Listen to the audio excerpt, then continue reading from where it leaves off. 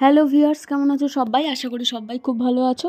তো আজকের যে ভিডিওটা তোমাদের সাথে শেয়ার করতে যাচ্ছি সেটা হলো আমার শ্বশুরবাড়ির পাশেই একটা মহাপ্রভুর আশ্রম রয়েছে, সেখানে আমাদের নেমন্তন্ন ছিল। তো তার জন্য আমরা রেডি হয়ে আমি, আমার বর এবং শাশুড়ি মা সবাই মিলে আমরা চলে গেলাম মহাপ্রভুর মন্দিরে। তো ওখানে গিয়ে দেখলাম এত সব রকমের ভোগ নিবেদন হয়েছে ঠাকুরকে, খুব ভালো লাগছিল। বিকেলবেলা একটা নাটক হচ্ছিল, ধর্মীয় রিলেটেড নাটক, খুব ভালো লাগছিল দেখতে। তো তারই কিছু অংশ তোমাদের সাথে শেয়ার করে নিলাম।